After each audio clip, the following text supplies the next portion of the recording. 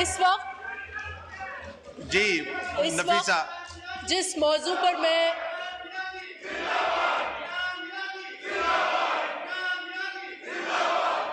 Thank you जी नफीसा शादा, मैं जिस मौजू पर बात करना चाह रही हूँ वो इस मुल्क के लिए, इस मुल्क की फूड सिक्योरिटी के लिए, इस मुल्क की मईशत के लिए बहुत अहम है।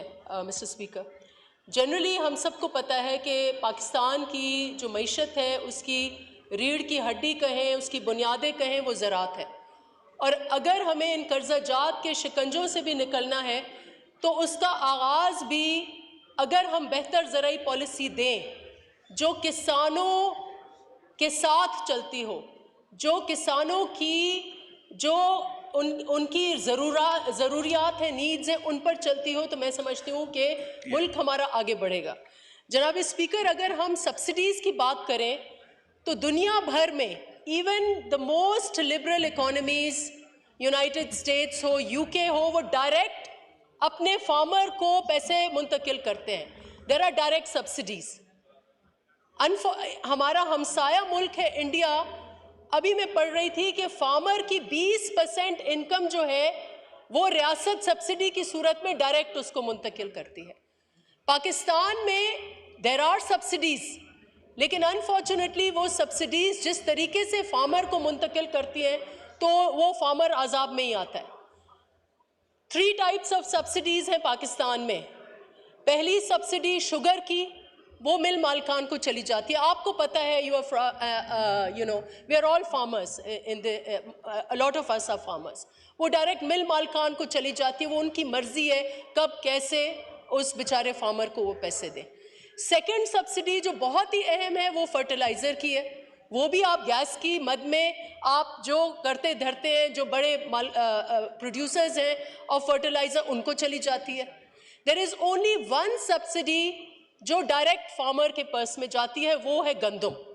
और गंदम की जो प्रोक्योरमेंट पॉलिसी है, I do want to appreciate कि रियासत की एक कंसिस्टेंट पॉलिसी जो गंदम की प्रोक्योरमेंट की है, it helps in Pakistan food security.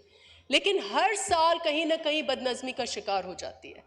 और इस साल तो इतनी बदनज़मी है, आप हम सब मेंबर्स से पूछें कि क्या वो अपने अपने हलकों में जा सकते हैं या नहीं। क्योंकि जब हम हलकों में जाते हैं तो एक ही क्राई आती है, हर किसान, वो छोटा हो वो बड़ा हो, कहता है बारदाना नहीं मिल रहा। अब इस पे जनाब Speaker, we have to really deliberate on हमारी जो प्रोक्योरमेंट पॉलिसी है उसके ऊपर। और इस वक्त मेरी क्रिटिसिज्म मैं ज़रूर करूँगी इस वक्त, क्योंकि हम अपने हलके में गए हैं तो 2 चैनल्स हैं प्रोक्योरमेंट के, एक सिंध हुकूमत प्रोक्योर करती है और प्रोविंशियल गवर्नमेंट्स, और एक फेडरल गवर्नमेंट। फेडरल गवर्नमेंट की प्रोक्योरमेंट एजेंसी इज़ पैस्को। और मैं जब अपने खैरपुर की सेंटर की बात करूं, मैं समझती हूँ सिंध में पूछ ले कि एक ही सेंटर है और वो भी खैरपुर में है, और उनकी भी जो प्रोक्योरमेंट की क्वांटिटी है वो इतनी कम कर दी गई है, इतनी कम कर दी गई है कि हर कोई बारदाने की तलाश में है।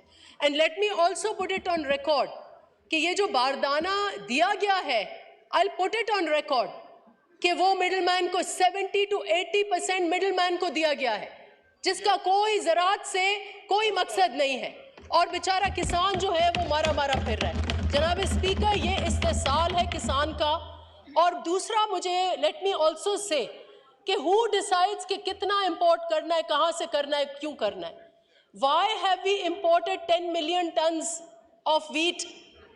हम $3 अरब जाके यूक्रेन के किसानों को जाके देते हैं, हम रशिया के किसानों को जाके देते हैं। अपने किसानों को हम चंद हज़ार रुपए नहीं दे सकते कि वो अपना गंदम जो है, जो उनकी मेहनत है, वो उनका मेहनत का उनको वापस मिले। Mister speaker, this is a very painful, हम जो देखते हैं अपने किसानों की हालात बहुत पेनफुल है।